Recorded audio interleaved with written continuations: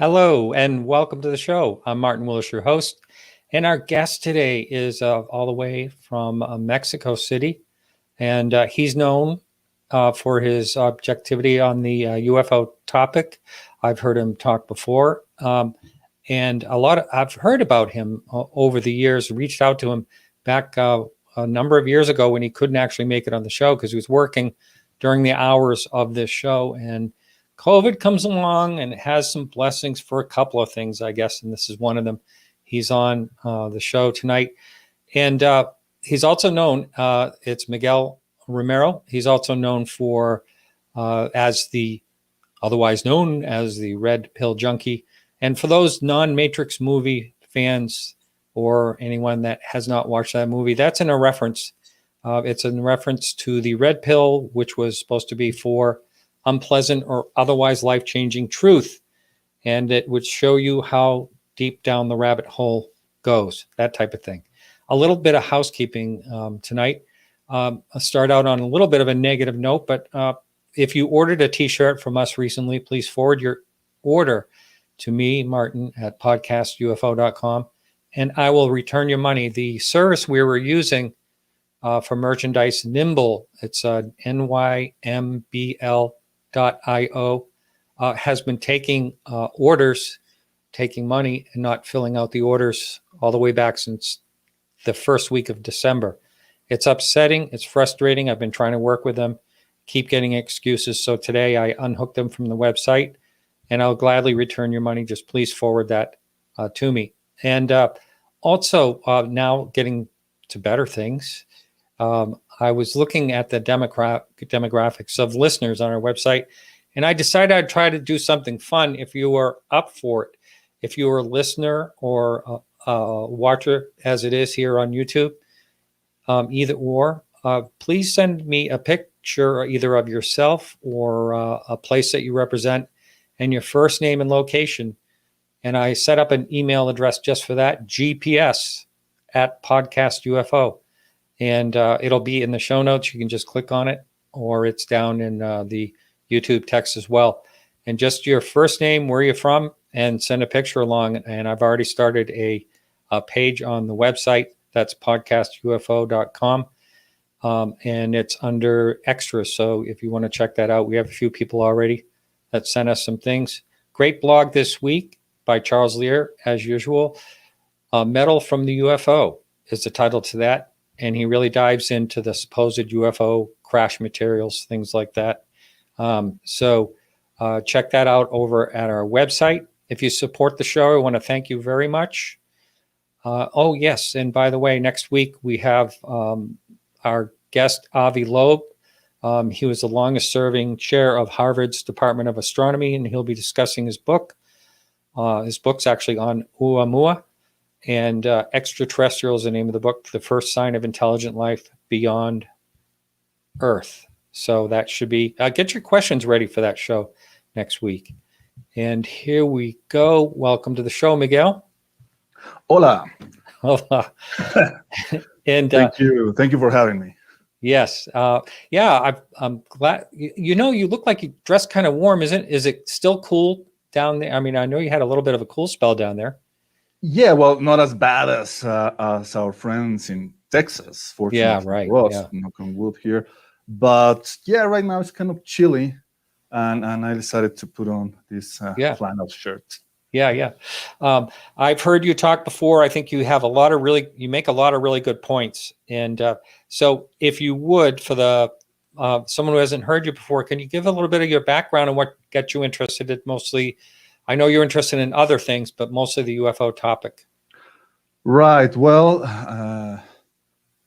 I'm a 47-year-old Mexican who was born in 1973.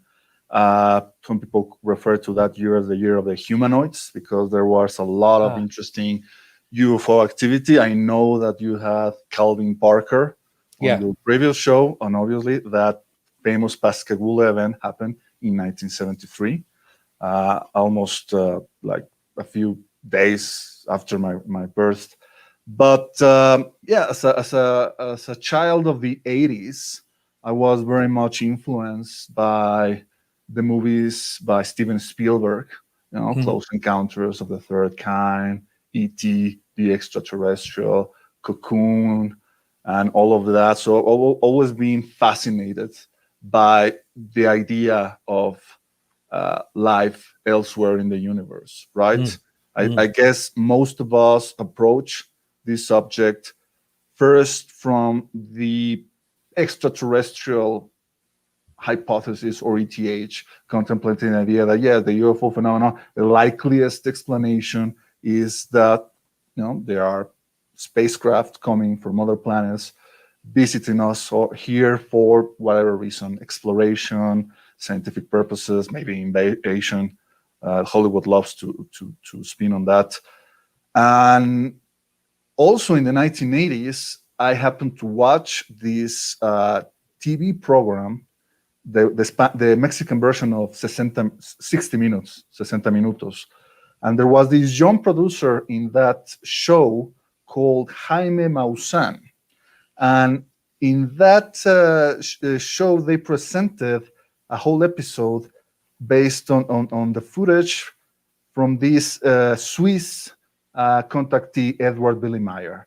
And to a young, impressionable child as myself, seeing those images, not just the still photos, but also the movies that Mayer was producing, those metallic, perfect, gleaming saucers with the backdrop of the Swiss forest, Swiss mountains.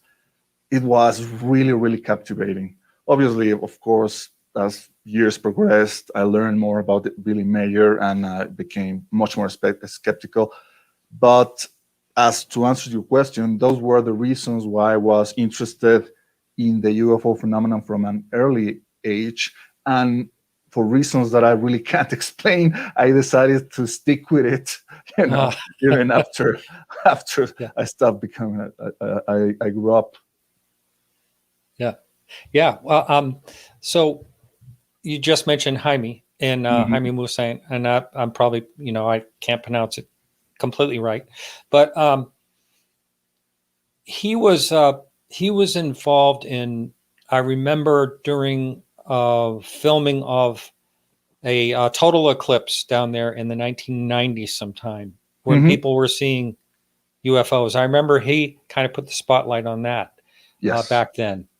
And what can you tell someone that may have never heard about that? Do you remember exactly what happened during that time? Yeah, I was in my senior year of high school, and some friends of mine and we decided to leave the city because there were weather reports warning that there might be an overcast over the city in that day. So there might not be a chance to actually watch this once in a lifetime solar eclipse. So we decided to go elsewhere. And when I returned, to my surprise, all over the news there was this mentions that people had captured UFOs over Mexico City, and also it happens in another city of Mexico, Puebla, which is miles away from Mexico City. And Maussan was making the rounds, especially in this talk show program that used to exist back in those days called Usted Que Opina, and What Do You Think? It was hosted by a guy named Nino Canon, who, like Larry King, he figured out that UFOs were incredibly important, incredibly popular.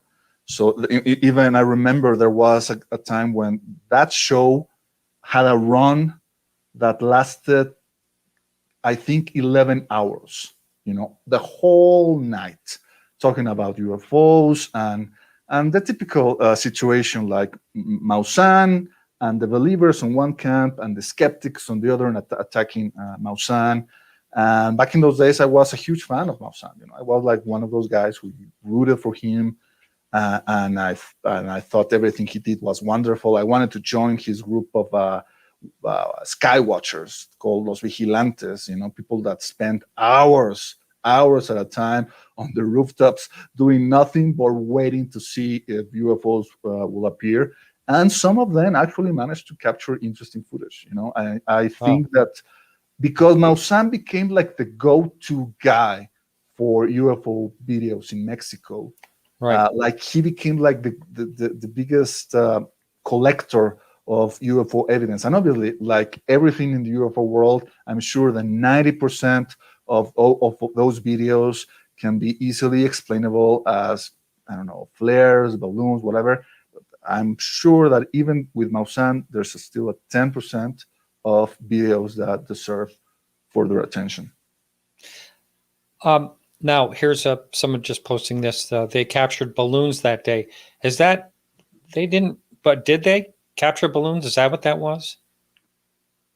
Some people had said they were Mylar balloons, and I'm really not sure if Mylar balloons were actually available in Mexico back in those days.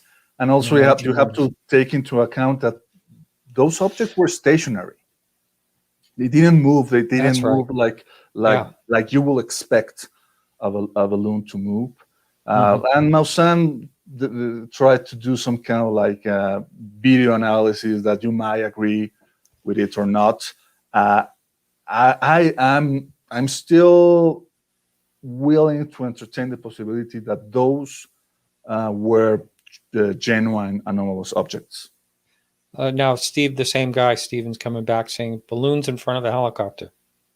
Wow, never heard that one, but yeah, I've never had that theory too. I mean, some people, I remember skeptics saying, no, that was the planet Venus.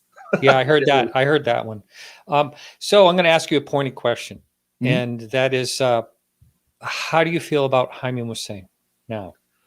Well, like I'm saying, I wouldn't be talking to you today, Martin, if it weren't for Maussan. For better or for worse, he was the one that like lit that candle of interest inside of me. And and for many years, I worshipped the guy. As the years progressed, I began to notice that some of the videos that he promoted, there were people showing compelling evidence that they were not actually UFOs, that they had another type of explanation. And I began to question, the kind of like evidence he was presented, like trying to, that maybe he wasn't as discerning or as skeptical as he should have been. At the same time, I think that's kind of like what often happens with people in this field. They stay here for so long and they have this need to keep like feeding the beast, as it were, with new content, because the people say, okay, yeah, I've seen that video like hundreds of times. Like right now, us with the Navy video. If I see the FLIR video one more time, I'm gonna throw up. Like, good. I'm gonna see if I can download it. Like, okay, enough. Show me more. Show me something new. And obviously, Maussan, being in the TV background, understands that. So, like, people need fresh content, and I think that's the reason why he began to show content that he shouldn't have shown. And I think that's kind of like changes your perspective. Perhaps you become, I don't want to say gullible, but more like not discerning to whether the information you are seeing is actually, real or not. And I mean, remember what happened like 6 years ago with the infamous Roswell slides. Yeah, I was going to bring that up. I was there, actually. I was there, Mexico City, at the National Auditorium. I was there with one of my cousins. We went there, and the place was packed. Thousands of people who paid good money to see Maussan and Don Schmidt and Don Schmidt partner. I don't remember his name right now. And there was also Rich Dolan. And then showing the slides and saying this, like, oh yeah, the government analyzed the placard and they were not able to to decipher the meaning. And less than 24 hours later, the Roswell slides team, who were composed of people like Paul Kimball and Kurt Collins and other ones. They deciphered it, using, Yes. standard Well, software. because of my background and, Mhm. going to a lot of museums and things like that, as soon as I saw that image, I went, oh, I was so Sure. disappointed Yeah. because I was waiting for something like unbelievable.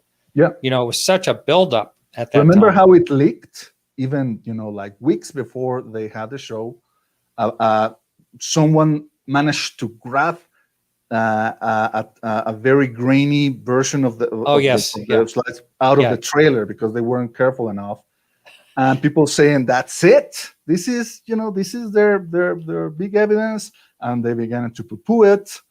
And I remember the people who started to question the evidence were attacked by Anthony Bragalia, who a lot of people don't Yes. remember, but he was involved in that.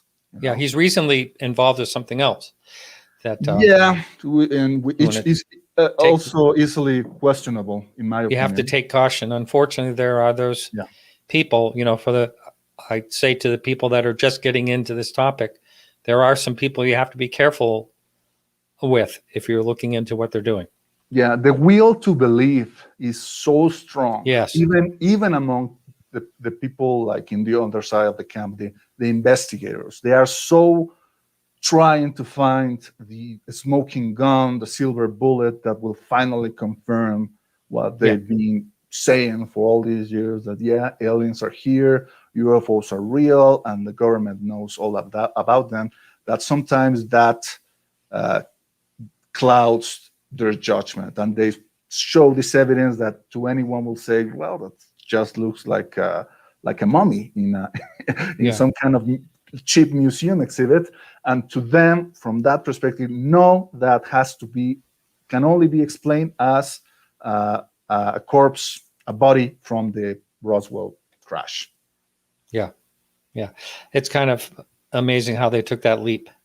Mm-hmm. Anyone would take that leap. I mean, it was basically found in an attic in the bottom of a drawer in some estate. And, I'm cleaning out attics all the time and things like that. And I found a foot locker from a retired FBI agent that had the MJ-12 documents in it, copies of it. It doesn't mean that it's anything, Exactly. It was Exactly. probably he had an interest in it or whatever it is, Yeah, but the connecting the dots that these guys were trying to do, that, but these Kodachromes belong to this couple who were connected to Eisenhower, ergo, and it's like from going from 1 to 2 to 11, without proper connecting the line. Yeah, I do want to talk a little bit about you mentioned just a few minutes ago, because I think it's important. I'm seeing a couple of comments in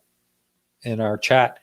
It's important to let the person that's getting interested in this know. As I said, there are some people you have to watch, but you said a very good term. They have to feed the machine or feed the cash cow or whatever it is.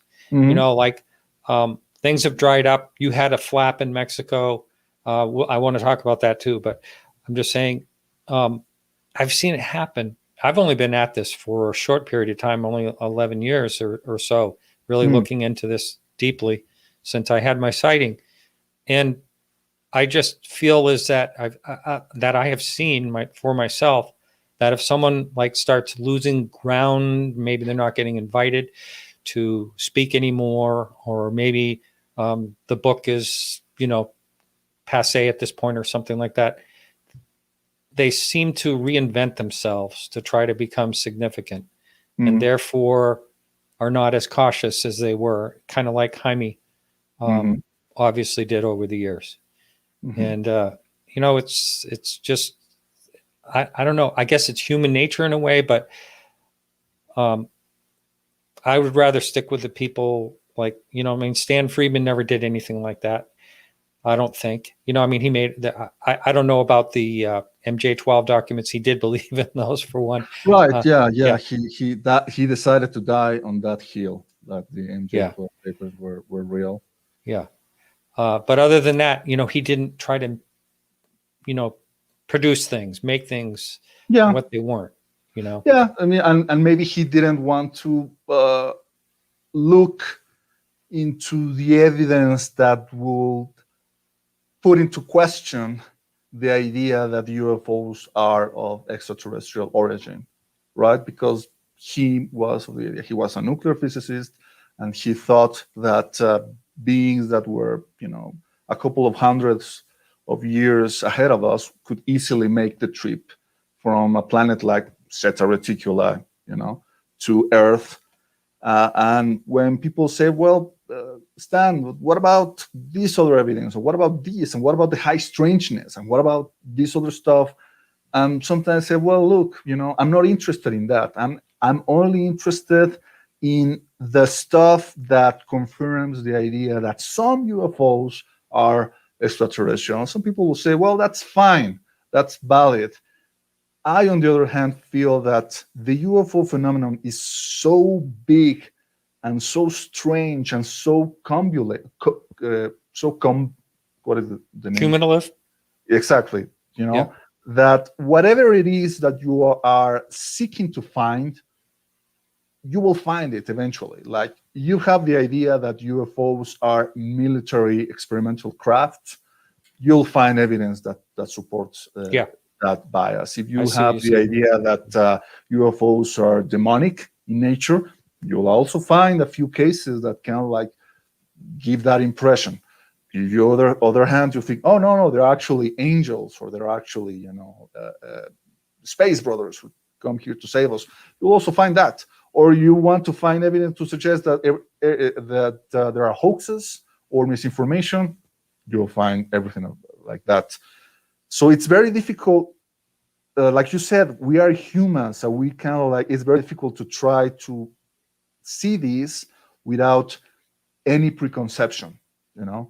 Even myself, I now have a bias that against the ETH, because over the years I read the books by people like Junkie and by Jacques Vallée and other authors, and I kind of came to a conclusion that the UFO phenomenon seems to have something to do with human consciousness in ways that kind of like go against our preconceptions of reality and the materialistic paradigm that we use in order to create the many scientific advances that we enjoy today. Like, for example, right now, you are sitting on your house in the United States and here in Mexico, and we can talk, like this is like telepathy, in a way. But I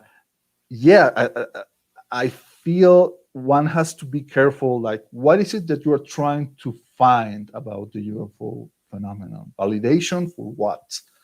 And if you're not aware of that, you are bringing that to the table, because the UFO, like I said, is kind of like a mirror, kind of like it's a distorted mirror that reflects back whatever it is that you are trying to assign to it. And this is something that I feel most people who are interested in the subject fail to recognize. When you're saying, I've had a lot of people contact me more recently than ever about this as relates to consciousness. Mm-hmm. And so are you saying, just so I get it right, mm-hmm. Are you thinking this is a manifestation of someone's mind as part of it, or am I looking at it the wrong way? Yeah, I know that when you bring up the term consciousness, it's very difficult to, okay, what are we saying exactly? I admit that sometimes I don't even know what I'm saying when I use the term.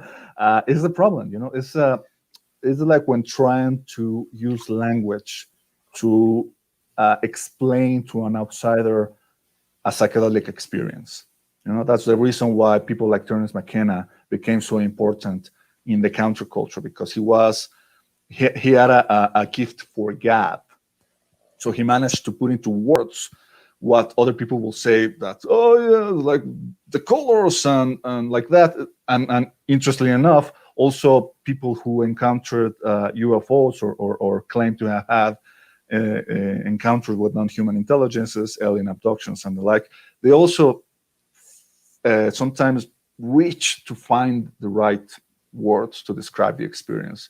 And I think that is a hint that this may be bigger than just little men coming from metal craft. But getting back to your question, what I feel is that the UFO phenomenon and humans are somehow intertwined in ways that negate the separation of physicality that our reductionist materialistic paradigm uses as like the pinnacle of our science. When you study psychic phenomena, for which there is also a lot of anecdotal evidence in the UFO lore, like the idea that these beings are able to communicate to the witnesses without using speaking words. Like the words come directly into their minds. But when you study psychic phenomenon, you realize that the things that mystics and people, philosophers of antiquity have been saying all over again, that this world that we're living in is merely an illusion, right? It's like the basis of what in the Western tradition is called Gnosticism.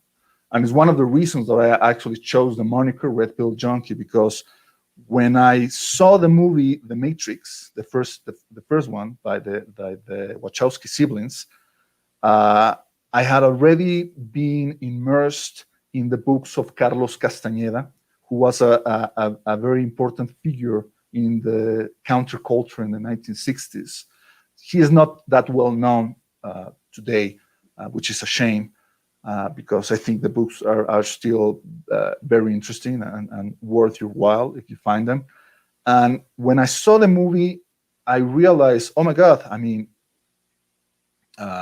Neo is Carlos, and Don Juan, this Jackie Brujo, is Morpheus, and is using the red pill, which in the case of the Carlos was peyote, in order to try to like break open the paradigm inside the head of this person, in order to actually see reality as it really is, like energy, like flowing from the cosmos and converging into human beings, into luminous X. In the movie, obviously, what we see is the Matrix like unfolding, seeing all these like lines of code, and I realized then that this is kind of like a story that has been told over and over again in different ways, ever since Plato and his allegory of the cave. And we also have people like Philip K. Dick, who was also in his books, he's very Gnostic in the idea that, yeah, this world is not what you think it is. It's actually an illusion. And it's an illusion that you can wake up to using different tools. One of those tools, obviously, psychedelic experiences. And I will also venture to say that other tools are something like seeing a UFO, in the sky, that will be able to jolt you enough to realize, oh my God, this world that I thought that I was living in is just a lie. To me, that is the number one importance of the phenomenon, regardless of their origin. By now, I don't really care where UFOs come from. What me, the importance is UFOs are almost like a visual Zen koan in the sky, something that is meant to stop the normal functioning of your mind, all your rational thinking that is talking to you and making the world into being as we experience it in consensual reality, and like let you see the other side, like lifting the veil of what may lie beneath. Wow, really interesting. Well, the first thing that comes to mind when I'm hearing you speak on this is how does that fit in the world of mass sightings, like say the Phoenix Right. Lights, and when Right. there's so many people seeing the same thing? How does that play in that particular case? And the first question is, are they seeing the same thing? Because we have, for example, cases in which there's a group of people that they're all there at the same place, and there's an event happening, and maybe of, for example, 5 people, maybe 3 will see something, although they may not agree on exactly on what they saw. Maybe some will describe it in a different shape, like a different color, and maybe of those 5, maybe 1 will say that they didn't see anything. And we have a lot of cases in which this happens. Another case that comes to mind is the famous Fatima Marian apparition that happened in 1917. There is a wonderful book called Heavenly Lights that was written by Joaquin Fernandez and I think it was Frida Darmada. There was these 2 Portuguese researchers that were the first ones that were allowed to read the testimonies that were kept by the church for all these years of the witnesses to this miracle, the miracle in which this object that kind of like replaced the sun for a moment began to behave in incredible ways that and you see the differences in the accounts. Some people describe it as a silver disc that was moving in its central axis. Others describe it as white, others describe it as blue, others described like explosion of colors that were revolving around it. Others didn't see that. Some people even saw like figures inside the circle of light, like waving at them. So what I'm meaning to say with this is that our science has not really delved too much into the mystery of perception, and what to some people would be like a UFO with a typical metallic silvery thing with lights and all, like in Close Encounters of the Third Kind. Maybe some people will see something completely different. Maybe they will see just a ball of light, and maybe some people won't see anything. And we need to understand why this happens. How much, like my friend Greg Bishop says about in his set of theories that he calls co-creation, how much does the witness, with his perceptions and with his preconceptions, how much of that influences the encounter? Wow, very interesting. A friend just told me this weekend, and I was unaware of it, that in the Fatima situation, that some people didn't see anything. Exactly. And there was something like 70,000 people. They were all gathered. Mm-hmm. It was a rainstorm, and then the sun, and then it cleared. And but they were also filming, weren't they? And that's another question I have about you, for you. That is, what about in the situation where someone films something or they take a picture of something? Right, and obviously we are living in the year of our Lord 2021, and so far as we know, there has never been one true, clear picture of a UFO. And some people will say, well, that's because the government grabs the really good ones and they keep it in a vault with the Ark of the Covenant, like in the end of the movie Indiana Jones. That's where they, inside the Ark, they keep the remains of the stone tablets and also all the good UFO photos there. Maybe, I don't know. Or maybe there's something about the phenomenon that actually prevents us from using our instruments to actually gather good evidence. There was this comedian that made this joke about Bigfoot, that's saying, well, the reason why all those photos of Bigfoot is blurry is because Bigfoot is a blurry ape, and watch out, he's there and he's in focus. And obviously he was making fun. He was making fun of the myth of Bigfoot. But I think maybe there's something to that idea, that maybe, yeah, there's something that needs consciousness, in the case of consciousness, human consciousness, to come into focus, as it were. Like maybe there's not something like people expect that if we put cameras all over the place where there's been UFO activity, and this is something that actually Dr. Avi Loeb, who you say will be your next guest, has proposed. Like that's all you need to do. You need to put good sensors on places where people have reported UFOs, and we sooner or later will get enough evidence that that either proves or disproves that UFOs exist. Well, Dr. Loeb, the problem is that is not that easy. People have tried that. They're trying it now, actually, too. Yeah. Yeah, there are some people doing that now. Yeah, exactly. I mean, we know that Brandon Fugal, he has he's the current owner of the Skinwalker Ranch, and he's got a lot of cameras and a lot of sensors and a lot of stuff. He's poured millions of dollars in all that, and so far he hasn't got like that silver bullet that says, "Aha, here it is at last." Well, I do want to show you this picture because I think it's one of the greats in Australia. Right. Baldwin, Australia. The guy was in his garden and happened to have his camera, and I think there were two pictures of this. But anyway, that is a pretty darn crystal clear picture. Yeah. And but and it's a Polaroid, so has those two things going for it. I mean, as we go along, CGI is getting better all the time.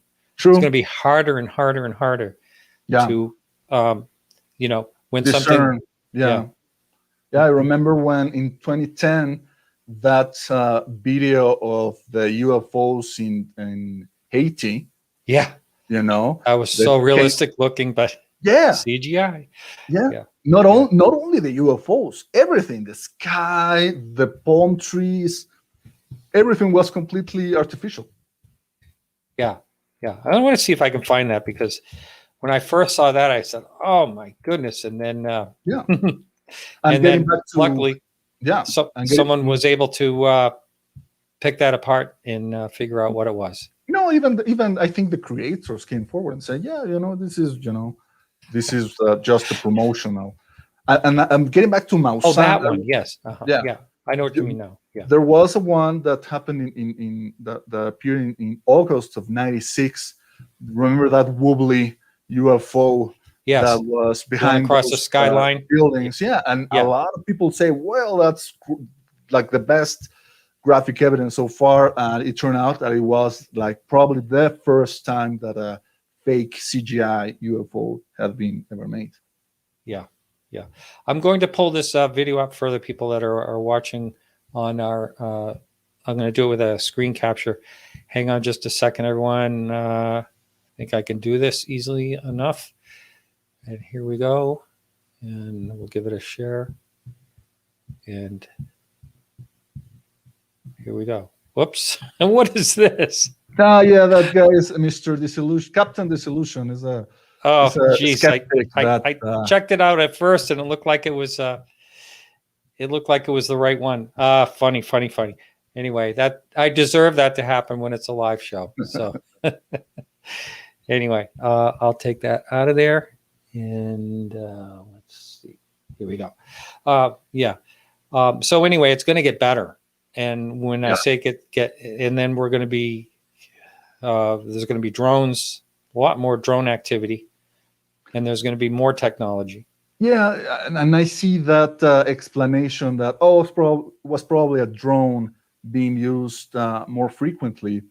Like, for example, when those objects that were hovering on Colorado a couple of years ago, I think 2 years ago, I wrote something about that for the Daily Grail, because I made the comparison with that flap of activity with the accounts of the airship in 1897, and how people reacted the same way. Even the skeptics would say, well, it never happened, people never saw anything. It's like, wow, that's kind of weird.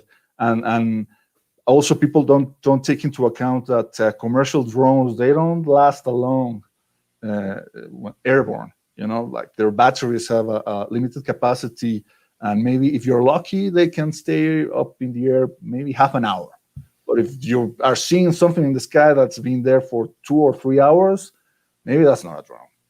Yeah. Yeah. Oh, here we go. I got it finally. So I'm going to do it. Let's see. Yeah, here we go again. Going to give it another try. And again, this is for people on YouTube. Bear with me if you're listening to the audio side of this. Here we go.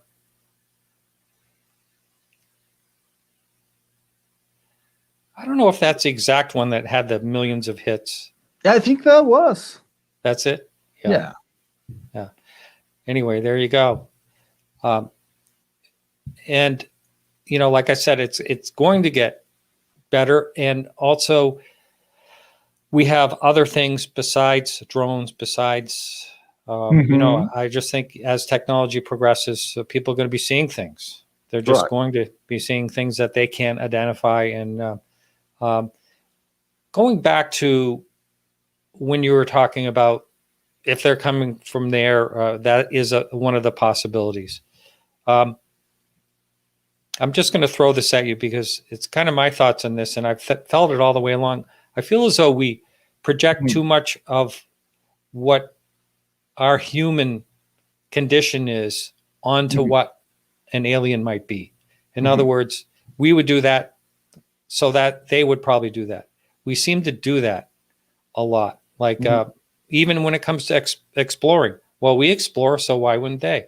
But we don't know how they developed. We don't know how they evolved. If they're a billion years ahead of us or whatever, we don't know any of that. So it would all be left up to an unexplainable being. I mean, unexplainable thoughts, unexplainable actions. And I'm surprised if they are actually here and visiting us, that nothing has ever happened really bad, because it could have, or it still can. I mean, they would have that capability if they wanted to, I think. Well, yeah, it's obviously very difficult to, when talking about this phenomenon, it's very difficult to try to ascertain just how powerful it is. Like we arrive to the idea, well, if they managed to come from X place in the universe to here, that means that they are way more advanced than us. It's possible, right? Of course. And then I also entertain the idea that this intelligence is capable of manipulating not only space but also time.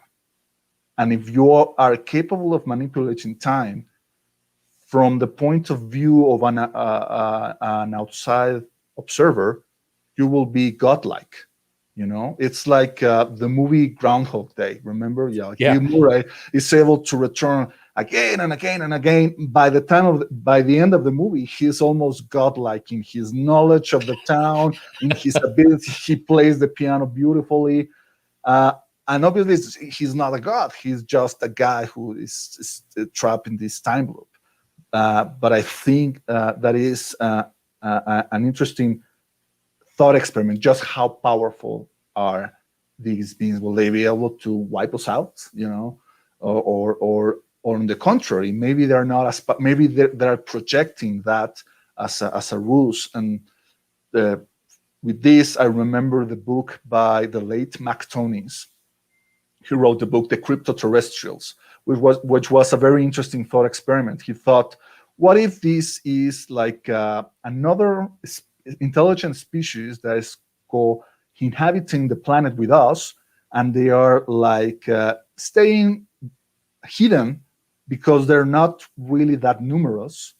They're low in numbers, and they need to come from time to time and snatch some of us in order to replenish their DNA, whatever. And they use this technology, which is really not that advanced, but they give the impression that they are really more far away from us technologically. And that was obviously, it's not that Mac believed in that, but that was an interesting what if, that in order to try to I don't know, falsify our notions about the extraterrestrial hypothesis, or if you're a fan of Jacques Vallée, the interdimensional hypothesis. All these ideas, that we keep bringing. Oh, what if they're time travelers? What if they are living in the oceans? What if this? What if that? I guess it's inevitable. We're always trying to anthropomorphize the phenomenon and try to assign explanations to it based on our own intentions or based on our own bias. Yeah. That's why you see people like TTSA say, well, whatever it is, it must be a threat, because if they're capable of coming here with total impunity, we need to consider it that there can be a threat to us.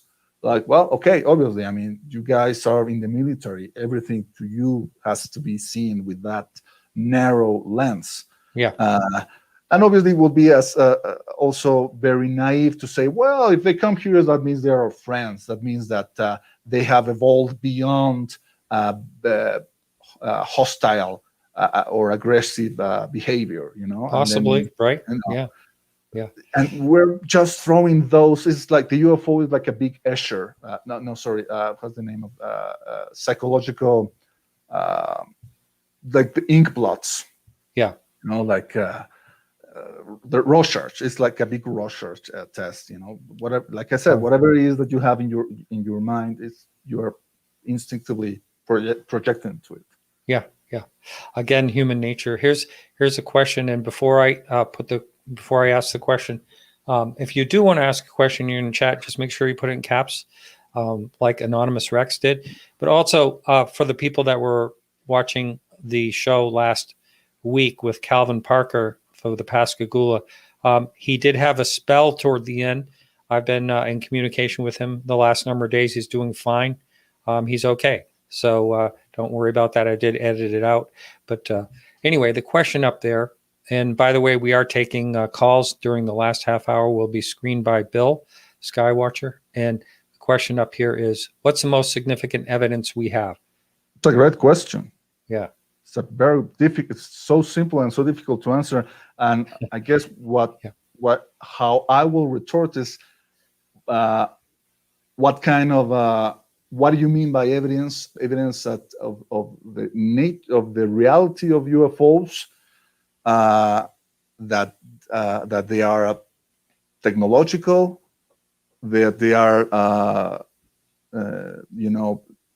independent of the observer. I guess for me, one of the most compelling evidence, and also remember that there is a difference between evidence and proof. To me, evidence is like Scooby-Doo and the gang going and finding little crumbles there, and Scooby-Doo, and they have to keep going. It means that the evidence means you are on the right track, but you haven't managed to find what you're looking for. Proof is whatever it is you were looking for, you found it, even though it may not have been what you were expecting. But definitely, to me, there's an evidence between evidence and proof. And evidence to me is that there's something going on here, is the amount of testimony from people from all walks of life, from so many decades, maybe even centuries, that claiming they had these encounters with this other reality. That means that that it seems to be something inherent to the human condition. Obviously, there's also other interesting bits of data. I don't know, that a lot of interesting cases that seems to gather evidence aside from human testimony. Like, for example, I remember a case here in Mexico, one of my favorite cases from the 1970s. There's this pilot, Carlos Antonio de los Santos. He was flying a small Piper plane from Zihuatanejo to Mexico City. And during the trajectory, his plane was hijacked by 3 small objects. right? And you can even find on YouTube, you can find the audio of the guy talking to the control tower in the Mexico City airport.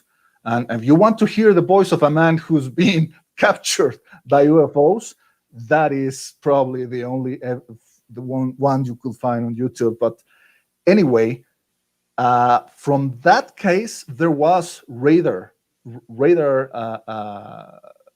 testimony from the people who were controlling the radar tower, who said, yeah, they saw when finally the objects departed to a different direction, and Carlos Antonio managed to regain control of his plane. He managed to land the plane, and the authorities analyzed the plane, and there was evidence that it has suffered an impact in midair, which had actually managed to damage his landing gear, that's why he had to do a lot of maneuvers to land. And the guy was found to be credible. They ran a lot of tests on him to show that he didn't hallucinate. He wasn't under the influence of drugs or anything of the kind. The guy was allowed to keep flying, and the case remained unexplained, but obviously some people will say, well, that's, it didn't happen to an American pilot, so that doesn't count, right? So I don't think you will ever find a case in which all the ticks are marked. Like, oh yeah, you have testimony from a first-class witness, like a Navy pilot. You have also radar data, and you also have crystal clear photographs. Maybe we'll never have that, but that doesn't mean that we stop looking. Like, to this day, we don't have a crystal clear photo of a black hole. Right. In fact, you cannot have a photo of a black hole. A black hole is, by definition, something that you cannot observe directly.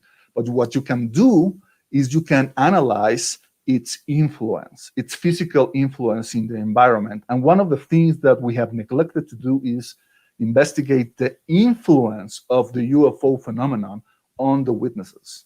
So what I would do is analyze someone like Calvin Parker and try to see if there is something different in him over the years, maybe in his blood chemistry, maybe in his mental waves or whatever, and try to see maybe there's something that indicates that, yeah, he suffered a special kind of trauma that you cannot explain with a more mundane explanation. Yeah. Well, getting back to what you just said,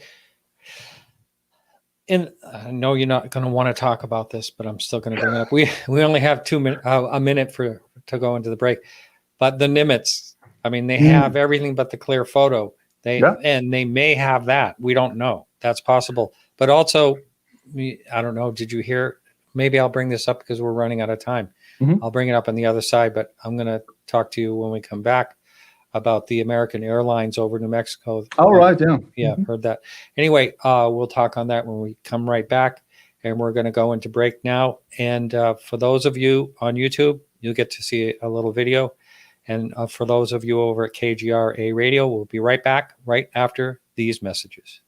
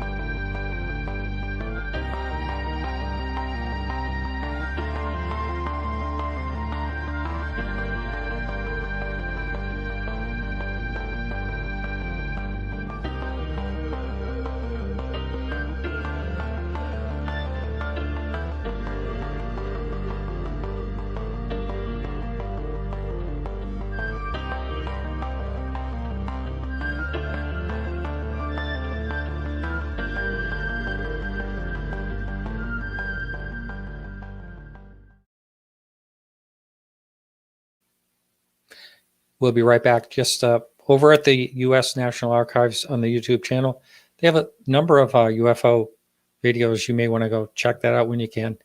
And there's some interesting ones over there. It's all copyright free. All right. And Martin, yeah, you ready? Yep, we're coming back in 3, 2, 1, go. All right, welcome back to the show. I'm Martin Willis, your host, and we are on with Miguel Romero. And let me bring him in, take you out, and you're back. So putting his earphones in. So yeah, right before we went into the break, we were talking about the American Airlines. I guess it was at like 36,000 feet, and some cylindrical thing flew over it, almost like a missile or something. And I haven't heard. I don't know if have you heard any more about that than just the news flash? I think that some people were saying that there's an audio of the pilot. Yeah, I heard that too. Yeah. That. I haven't checked the audio. Yeah. And another video reminds me of, I mean, it's not the first time that pilots report missile-type objects. My friend Micah Hanks wrote a book about such cases called the Ghost Rockets. Oh, I love that. Yeah, over in Sweden. Yeah. And to me, even more interesting is the ones that reported by pilots that claiming to see a guy in a jetpack, Yeah, over Los Angeles. And to me, that's wonderful because it reminds me of all the cases of here in Mexico of flying humanoids, right. that have been even, there was even video, obviously by Maussan, so you have to take them with a huge grain of salt. But those videos and stories are, to me, fascinating nonetheless. Yeah, and the thing about the jetpack, or what looked like the jetpack, it's going to be hard for me to figure out how to bring that up. I might try to do that while you're talking. But that was at a high level, and jetpacks have a very short life. I mean, they can only take so much fuel, so you can only, I don't know what the longest a jetpack can run, but it's not that long. I doubt they can stay up in the air longer than 10 minutes. And something like that. Yeah. And if you are so high up, I don't know, how are you going to, land unless you have like a parachute or something? Yeah. But here, we talked earlier about a lot of times people will talk about maybe military or something that we don't know about. Right. Very possibly they could have, but they wouldn't be flying it in the jet lanes. But very possibly they can develop something like that we don't know. We haven't seen it yet. Sure. Those possibilities are out there. Yeah, there's always that tiny possibility that even the big cases that we still keep talking about might have something to do with military experiments. Even the Phoenix Lights. I remember Greg Taylor of the Daily Grey wrote an article about how back in those days they were exploring the possibility of creating these lighter than air aircraft that will be huge, that will be, I think, solar powered, and they will have this boomerang or B-type configuration. And people say, well, maybe that is what some of the witnesses saw. I guess we'll never know. Or maybe this is also something. Yeah, exactly. That's that. Here's a picture for those of you in YouTube. Very blurry, though. Again, here we go to the blurry thing. Yeah, exactly. We'll and could be a Mylar balloon. Very well could be. Yeah, but it is standing vertical, like you would think a jetpack would be. Yeah, there are those radio control drones that look like witches. riding their broom, or superheroes with their capes and all. And I Yeah. even remember in the 1990s, I think it was in the 1990s, there was this video that came from the north of Mexico in Monterrey, I think, of a family that recorded something that almost looked like a witch riding some kind of broom. This is very, very, very strange video. And also around that time, there was even a young police officer claiming to have been attacked by a witch with glowing eyes. Very, very scary story. Wow. Interesting. Getting back to what your thoughts are, possible thoughts are, or one of your thoughts, I should say, maybe that's the best way to put it, Yeah. of the possible consciousness directive here. Does that cross over, in your opinion? You talked earlier about the blurry Bigfoot. Does it cross over into, I mean, I actually talked about it one time, but I had a ghost experience. I don't know what, I don't call it a ghost because something happened in a house. That's totally unexplainable. I saw it happen. I was there. I witnessed it. Do you think that kind of crosses over into that? I mean, I wasn't expecting anything to happen, and it just happened. I mean, yeah. I think I don't call myself ufologist, and first of all, because I always thought the term was kind of pretentious. You know, like, well, you don't have to go to any school to get the degree in ufology. You just have to write. Just have to say you are. Yeah, exactly. Like Peter Robbins said, you click your heels, touch your nose, and voila. I remember that. You're right. Yeah. But yeah, I prefer to call myself a 14 because I truly think all these phenomena are somehow related to in some ways that we haven't managed to figure out yet. Some years ago, when the movie Interstellar came out, I fell in love with it immediately. And I don't want to spoil it, but there's this idea of a girl who claims that she has a ghost in her room that doesn't turn out to be a ghost. It's actually, well, I guess some spoilers, is something of a messenger from the future. So, I mean, I'm always so against these tired stereotypical explanations that UFOs are spacecraft, Bigfoot is an undiscovered giant ape, and ghosts are spirits of the dead. And well, what if that's not the case at all? What if, for example, when it comes to ghosts or UFO manifestations, like a friend of mine, John L. Tenney, or even Soraya Askat says, if someone sees a strange light, if it is outside, it's a UFO. But if it's inside your house, that must be a ghost. But it's the same phenomenon. And I also remember the wonderful explanation that Carl Sagan gave with regards to multiple dimensions and what happens when hyperdimensional being makes contact with our three-dimensional reality. You know, it uses the typical example of flatland, you know, the sphere or the apple interacting with the little square, and the little square freaks out because he listens a voice from within himself. He doesn't know where it's coming from, and then he sees the apple traversing flatland. So it's this object that is changing shapes, right?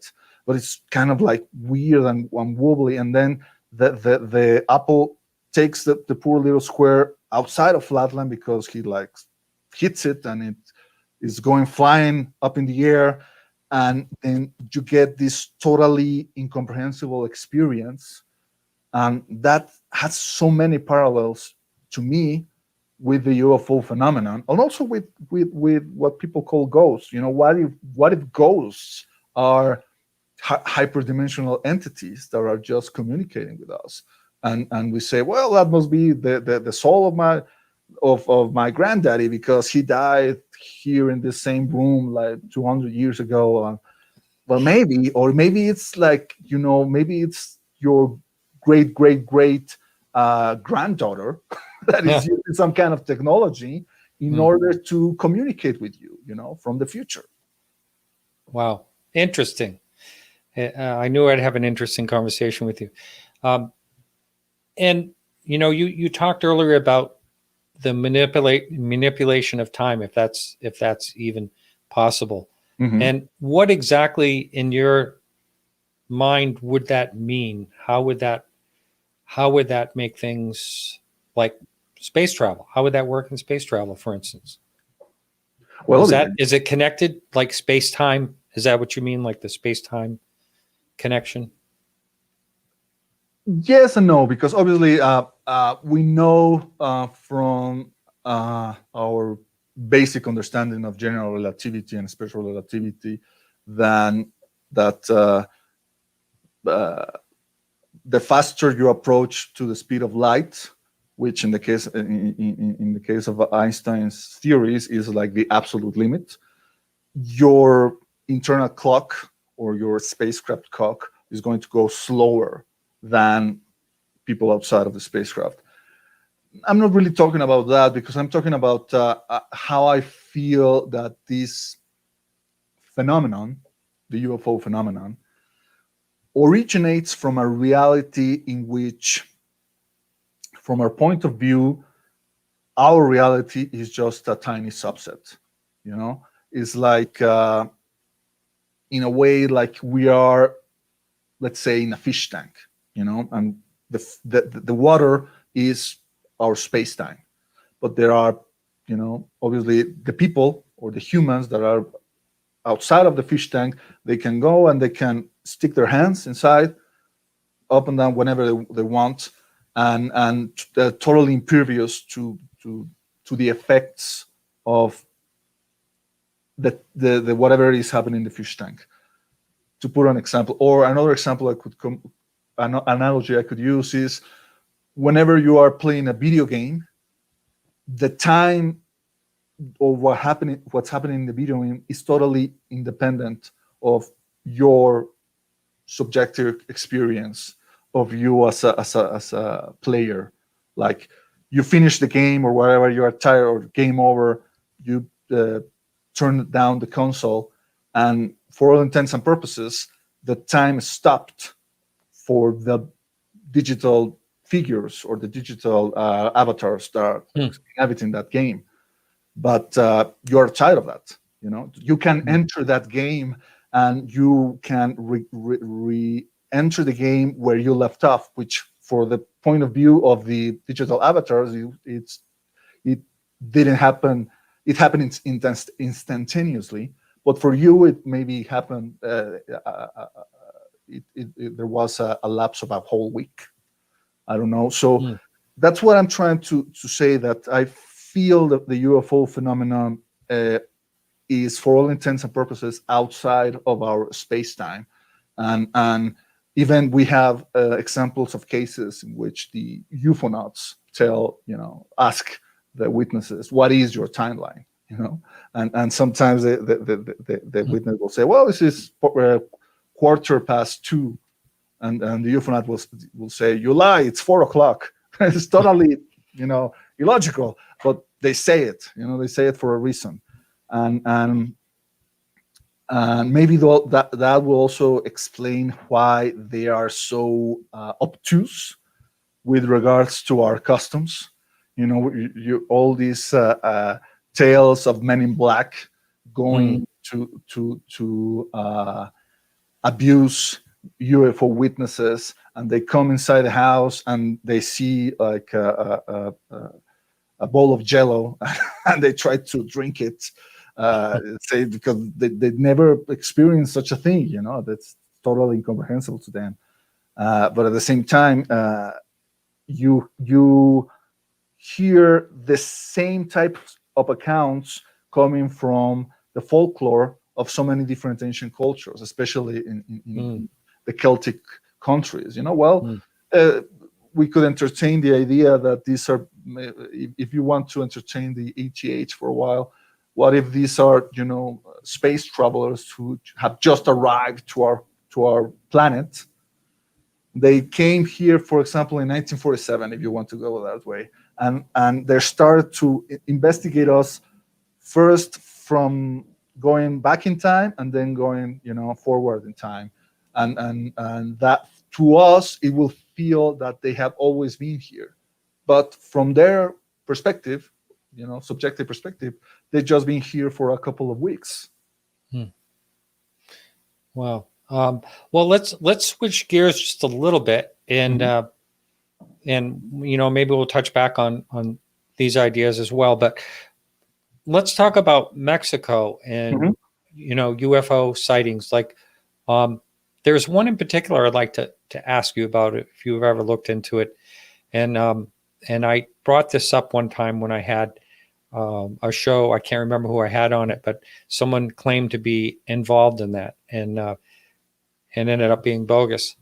But there was a crash in Mexico. A small plane supposedly collided midair with the UFO, and the military came on both sides. And do you know what I'm talking about? What year suppose was? No, I can't remember exactly. Oh, the 1970s or 80s. And the military showed up. Okay, if you're not familiar with that one, that's No, I don't think so. It was right on the border of Mexico and the United States, and it was just over the border in Mexico. The crash. Sorry, doesn't ring a bell. I mean, No problem. I've heard of near misses with commercial airplanes, not unlike what we were discussing just earlier. They're apparently, like, the way that the radar control system works is that they just register moving objects in order to, like, save time, like in order to discern what are static objects, like, planes don't have to worry about from the air traffic.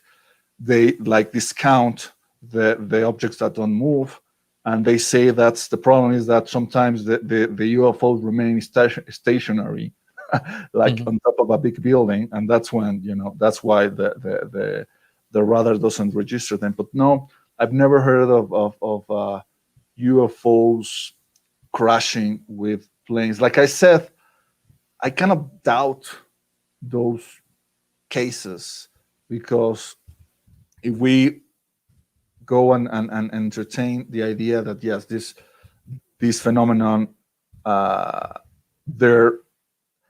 their experience of time is different. Maybe that's why they have so they move so fast, and they manage to miss planes just barely, but to them is like, it's like the Flash, like doing so fast, and they have plenty of time to correct their trajectory, and they just do that for, I don't know, for whatever reason.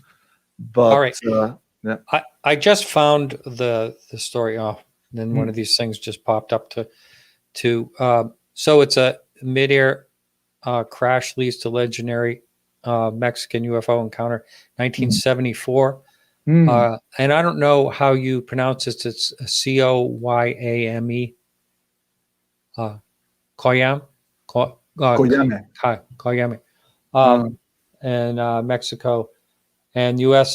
Government was involved in all that, but we'll move on. But I did remember something about that. And I mean, the one story that I remember is the alleged UFO crash happened in the 1950s in Puebla. Everybody talks about that one. I'm not sure if I know that one. So, yeah, I mean, it's one of those stories, like, I don't know, Aztec or whatever, like stories that nobody has ever managed to confirm. But yeah, apparently that there in the 1950s, a saucer crashed in Mexico, and the army controlled the area, and eventually, obviously, the saucer was handed out to the U.S. government. But I don't know. I think it's one of those stories that I keep on my gray basket. Like, maybe not, but. Likelihood is just one of those bogus crash stories. A lot of this goes into the gray basket for sure. But let's talk about During the 1990s, when we talked earlier about Jaime Mhm. Maussan and him becoming very popular, was a flap going on. Yes. And do you remember when that happened? Right, you were in high school at the time.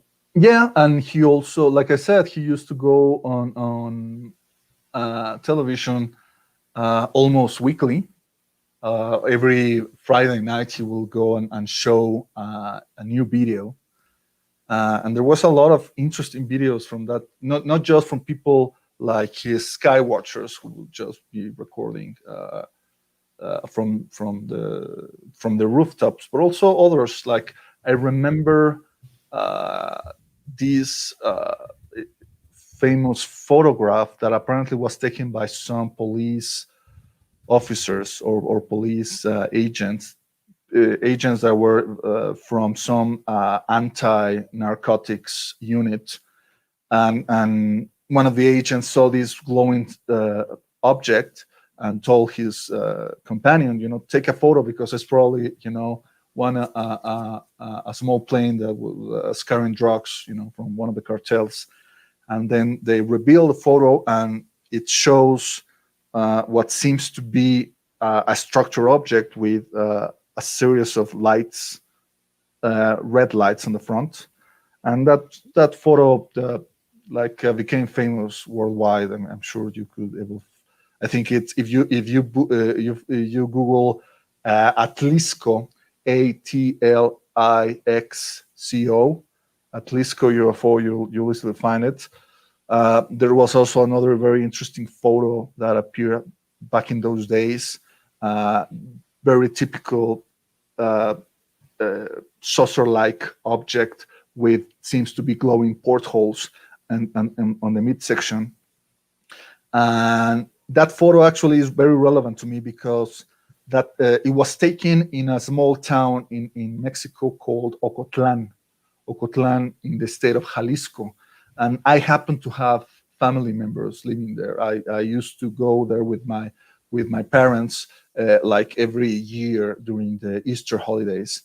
And in one of those trips, they told me about that photo, and they told me that they knew the guy who took the photo. It was a butcher in the town that used to go hiking to one of the mounts or the mountains near the town, and that's when he took the photo. So I still think that photo is happens to be genuine because of that connection with my family members.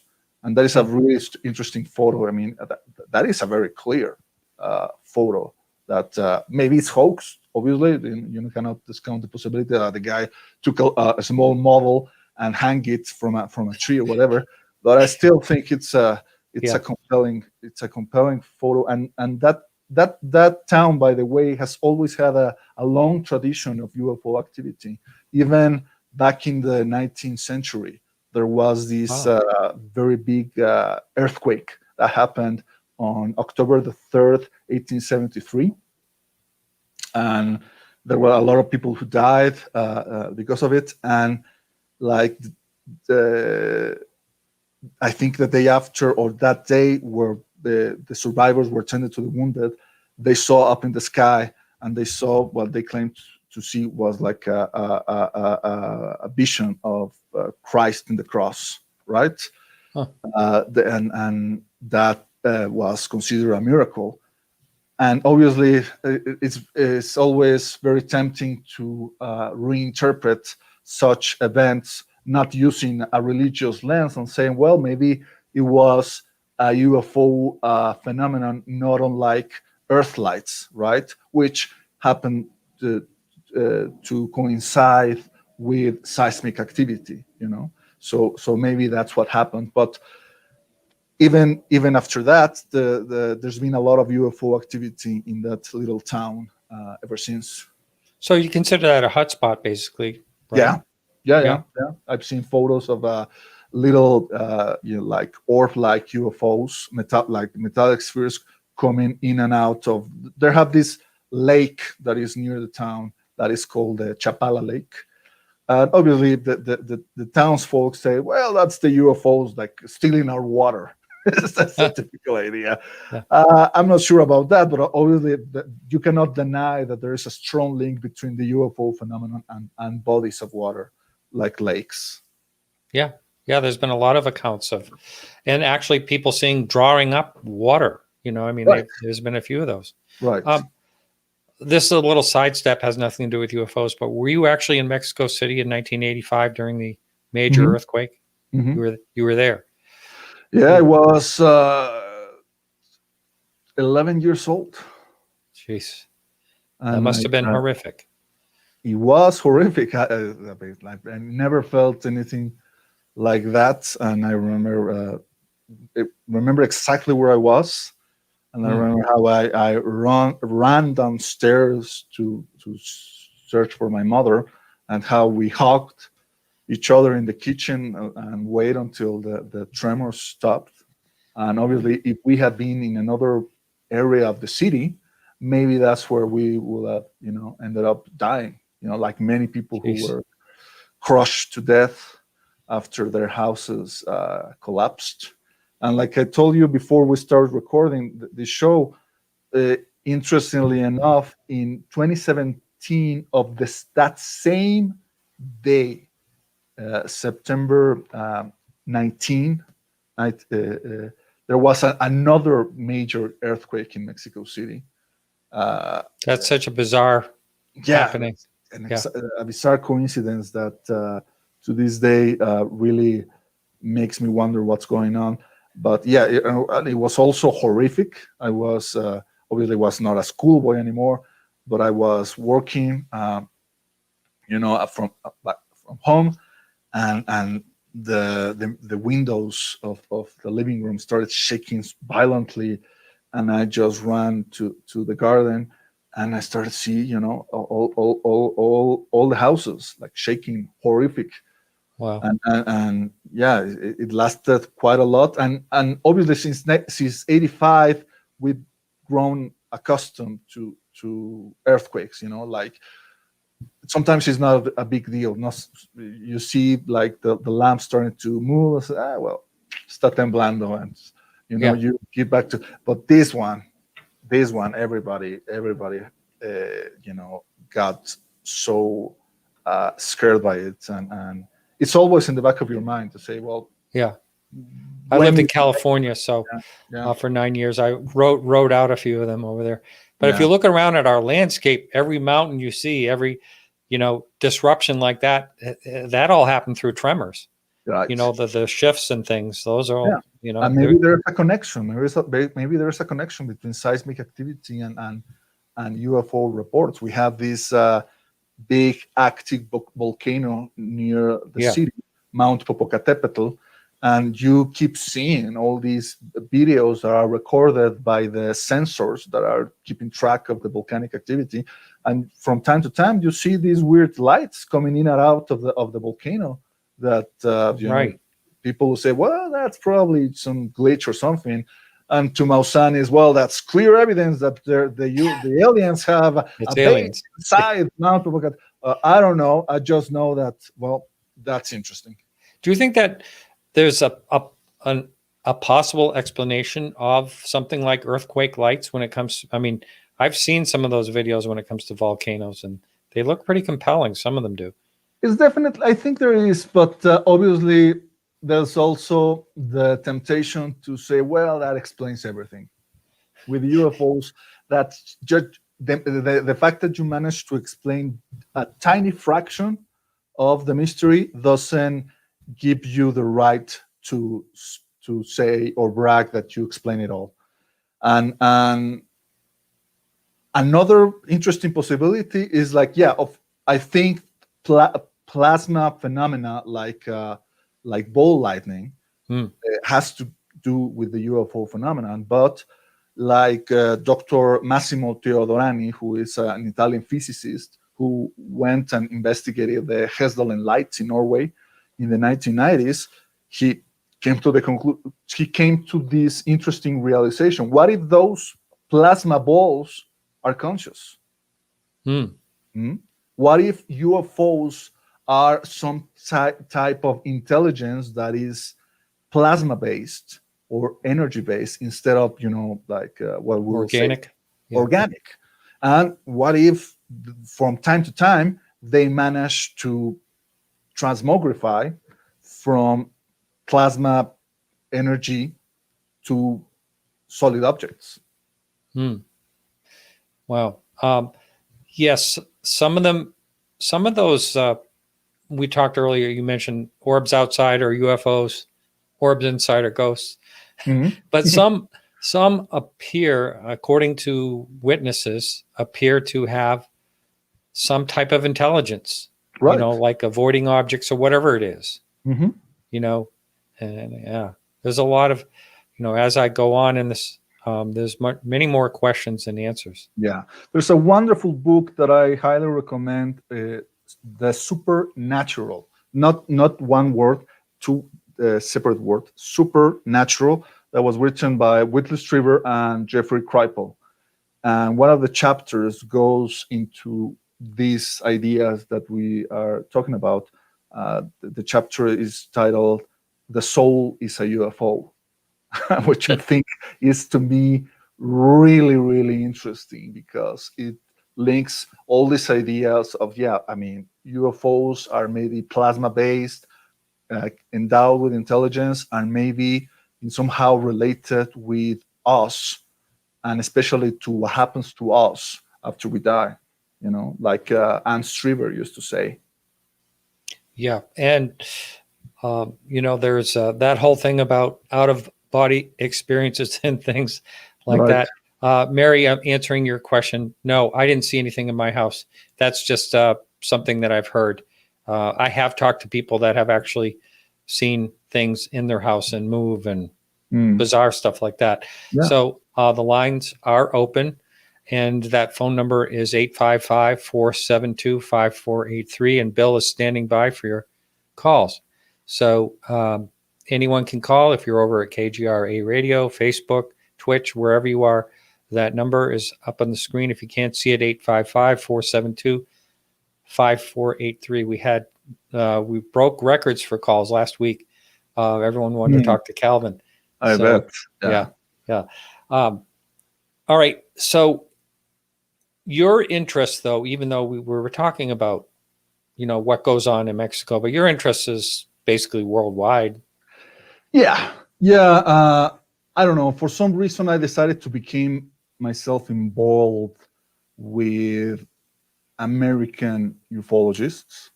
Like, for better or for worse, English is the unofficial language of the internet, right? Yeah. If you only stick to things that are written in Spanish, you're really not going to get too far. So your English is perfect, by the way. Thank you. It's very good. Taken me a while to try to perfect it, and also having been able to break the language barrier opens you up to not only things that happen in the United States, but also things that are happening elsewhere. In Europe, the United Kingdom, and unfortunately, we haven't been able to break the barrier with China. We don't know really what's happening with UFOs on that part of the globe. Hopefully, someday we'll have more openness, because I'm sure those guys also have fascinating cases, maybe even more fascinating than I know James Fox was doing something there, or tried to. I had a really good connection for years, and he kind of disappeared off the map. He was a professor in China and would report in some goings on, what he heard, over there. So there was definitely things happening.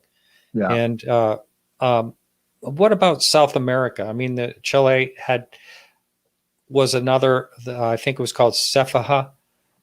They were really taking this very serious. Every aspect of their government was involved. Police, military, everyone taking it serious. Yeah. I haven't heard much from, I was in touch with trying to remember Jose Lai. But I haven't heard anything from him in a couple of years. I'm just wondering if you ever follow any of that. I know it's not Mexico, but Yeah, I mean, it's always interesting the way that they took the UFO phenomenon seriously, and they had this official of place where to report cases. And I know that Leslie Keane had all sorts of connection with those guys, and she was reporting in the United States some of the cases that those guys were investigating. Although I remember that some of those cases turned out to be uh, explained. Uh, Yes, like, for example, two of them. Yeah, two of them. Yeah, one of those were Beatles, right. like flying on a camera, and the other Looked one pretty good too. yeah, it looked pretty good. And I think that Leslie still have the right to say, well, that probably no likelihood is the explanation, but they're still open to maybe other things. Uh, and yeah, there's also people in Argentina. That I think that they were moving toward also taking the phenomenon on an official basis. And of course, there's Brazil. Brazil is like the hotspot of activity ever since, I don't know, Antonio Vilas Boas abduction case, which I still think is very controversial. Is that where he was injured, burned, or am I thinking of something else? No, was when he was taken on board and he had sex with this Oh yeah. woman that How can I runs forget like that a one? dog. Yeah. And all of that. And some people have speculated that maybe he was the subject of some kind of MK Ultra CIA experiment, that he was like doused with LSD or something and taken on board a helicopter. Uh, I mean, Jacques Vallée, in his last Forbidden Science journals, he mentioned that he obtained evidence showing that the CIA did conduct fake abductions in Latin America, in Really? Argentina and Brazil, to be specific. Yeah, unfortunately, he hasn't said anything else, and I know that researchers like Jack Brewer on the UFO Trail tried to obtain more information, but unfortunately, Vallée refused to expand on it. Oh, there was that case where Jacques Vallée was involved with that young boy that supposedly. Right. Yeah, Juan Perez and is the basis of this wonderful, wonderful documentary, Witness of Another World, Right. which That's I cannot Yeah. recommend highly enough. Yeah. I interviewed with Greg Bishop. I interviewed the filmmaker who created that documentary. His name, Alan Stivelman, and a great guy. And he also has another documentary that is worth your while. You can find it online. It's called Humano, which is kind of like his dealings with Andean shamans, that are very, very interesting. And also kind of like related to the UFO mystery, not unlike what happens or is shown in this documentary, Witness of Another World, which talks about this case that happened in 1978. This young kid at the time, who gets inside what at first he thought was some kind of like barn or tractor, and he interacts with these beings, and what happened to him afterwards, which is so interesting. How he became like a pariah because he never managed to adequately integrate what happened to him over the years. He just decided to shun everyone away and become a hermit. But Right. and unfortunately, he ends up receiving the help he needed from people like Alan Yes. and Mr. Vallée too. Yeah. Let's see. We have someone. Hang on just a minute. Let me just do a little bit of adjusting here. Mhm. And we have Dave calling from Pittsburgh. Welcome to the show, Dave. Hey, glad to be here. Another good show. Glad RPJ could make it on with you, Martin. All Thank right. you. Yeah. You got a question for him? Yeah, I sure do.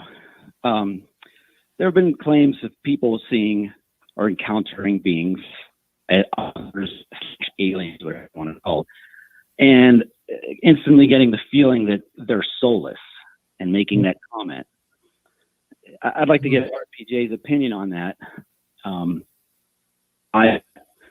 It is just a innate feeling some people get, and then if someone was born or raised without religion, what would their reaction be? I mean, what would they think these beings or creatures may be lacking? Being that the soul is more of a, faith-based idea. Interesting.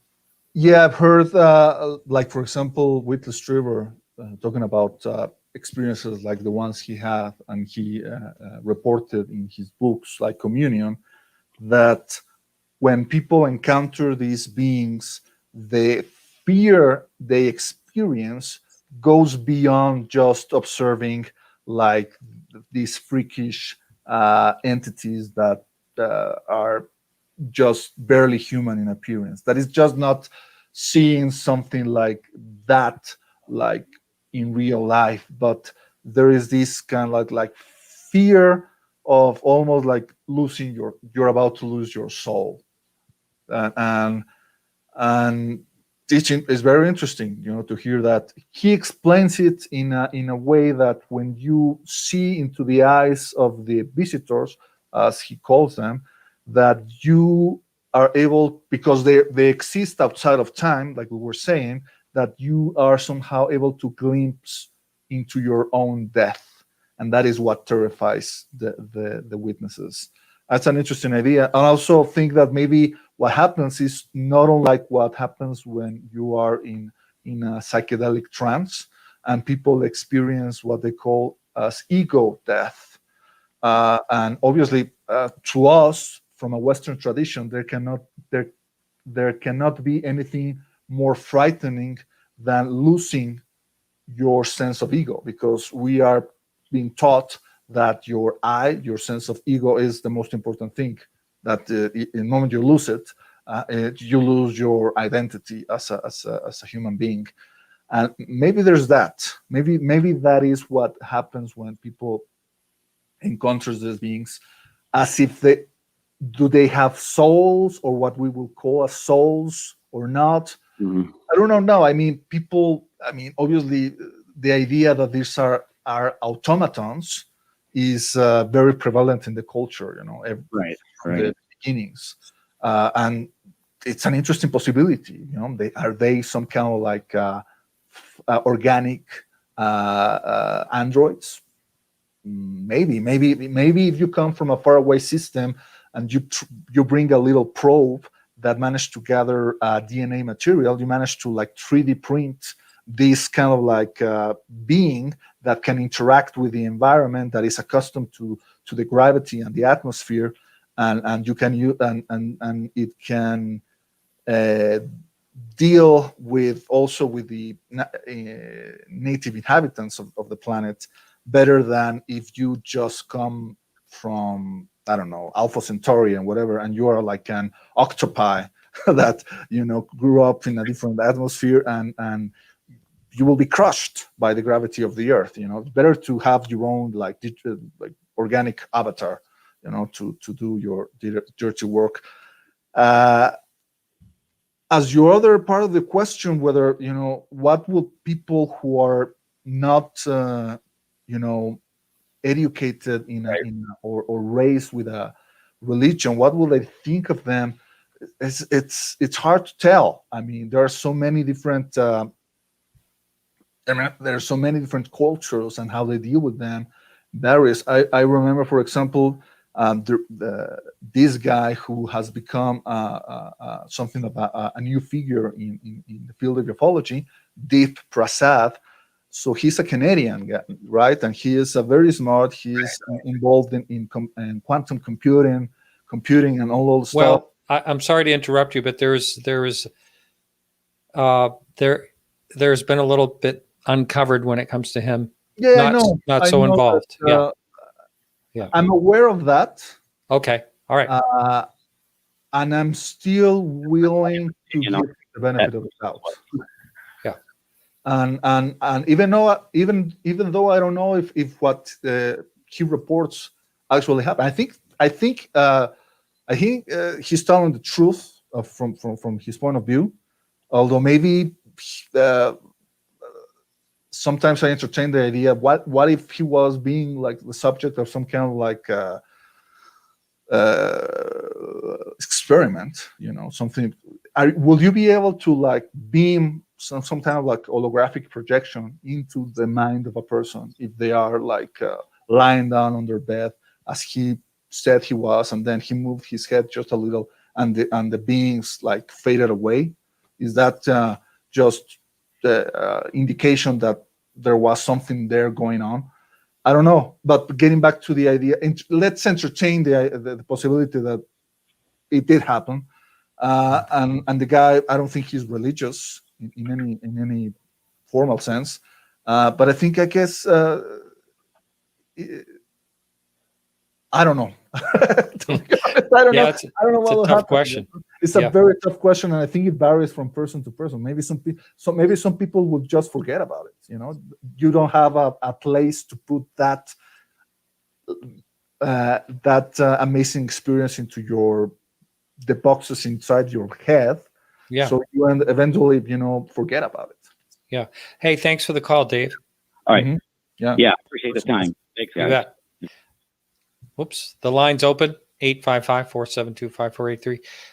Along those same lines, we have a situation, or you have seen a situation, I'm sure, because I have a number of times where people have an encounter. Maybe it's a humanoid encounter as well. Yeah. And then all of a sudden it's demons. They think it's evil, Yeah. and that's a lot of religion based, I would imagine, Yeah. in that case. So, that's what they're entertaining in their mind, what it is. Yeah. Obviously, people say, well, if they are hiding in the night and they are, taking people against their will from their bedrooms, that means that they must be evil. Hmm. And I feel that is the problem with ascribing human emotions and intentions to what, in more purposes, may be a truly alien intelligence, like whose motives could be maybe are totally incomprehensible to us. It's something that I wrote about in an essay that was published in the anthology UFO Reframing the Debate. We know that famous quote by Arthur C. Clarke that Oh, yes. truly advanced intelligence will be indistinguishable from magic. Well, I tried to give it a new spin and said a truly alien intelligence will be undistinguishable from madness. So hopefully, I have another quote by him. This one right here. I always like this one. Two possibilities exist: either we are alone in the universe, or we are not. Both are equally terrifying. And he's Arthur true. C. Clarke. Yeah, it's like skeptics who say that people who believe in God and the afterlife do it because they are terrified by Death. death. Yeah. But you could turn it around and say, well, skeptics might be terrified by the possibility that their actions in this life matter to what happens to them in the next one. Yeah. We have so many questions. We have about 9 minutes left, just to let you know. And I saw your website, but I didn't peruse it. And what exactly is that? And I can actually bring that up. Is that what is your website? What is indeed? It's just like my own, personal site that I use mostly as a gallery of my work as a graphic artist and as okay, that's what I was wondering. Okay. Yeah. I don't really write a lot of articles specifically for that website. I think most of my writing, I mean, nowadays goes to the Daily Grail, www.dailygrail.com. That's where you will find most of my writing. I also used to write for Mysterious Universe. Oh yeah, although that's a great show. So we do have someone else. I'm gonna let's see. We have Carrie from California. Welcome to the show, Carrie. Hi, how's it going, Martin? Long time no correspond. All right, yeah.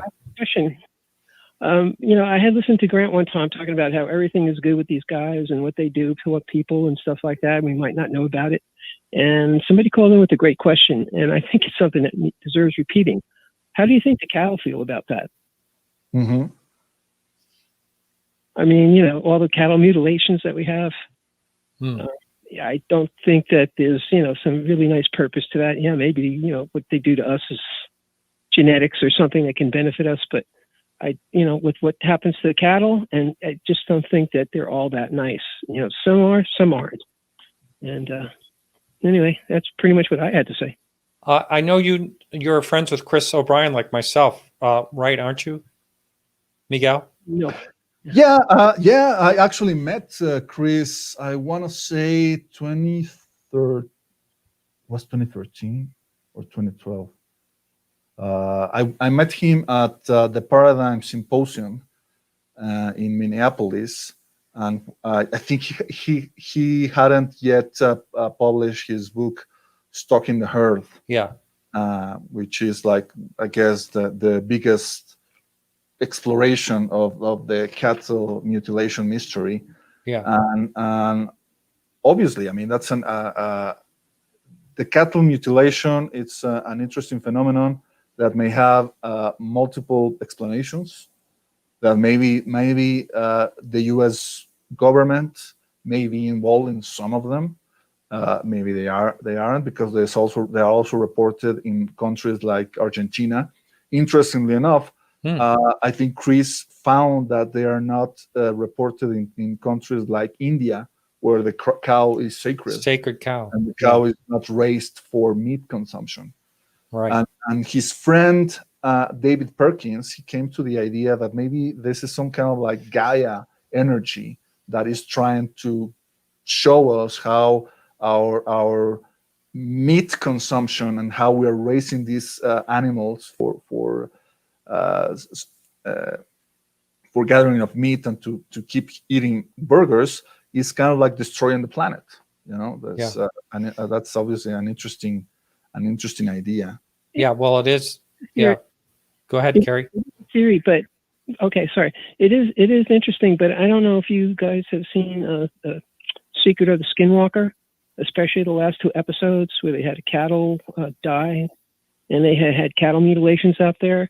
Yeah. And the last episode, they caught what they call it on camera was when the cattle, like, they always were going off and stuff like that. And this one cow was down, and apparently they can die from stress. And all of a sudden, the cow started to get up.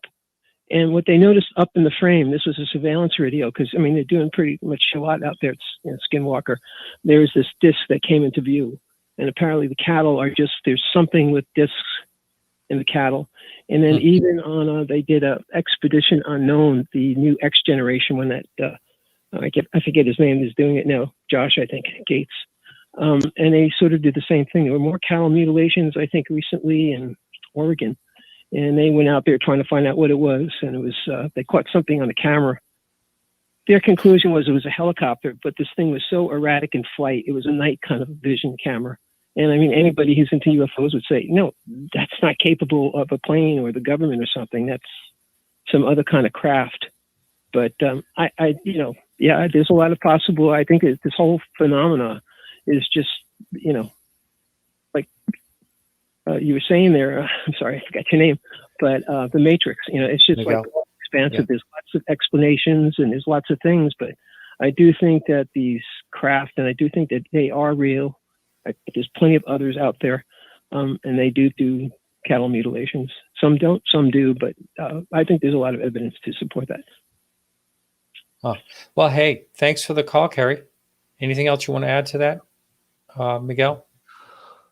Well, I mean, I always go back to the idea of using the psychedelic experience as a good analogy for UFO encounters. And to some people, taking a dose of LSD is the greatest thing that ever happened to them.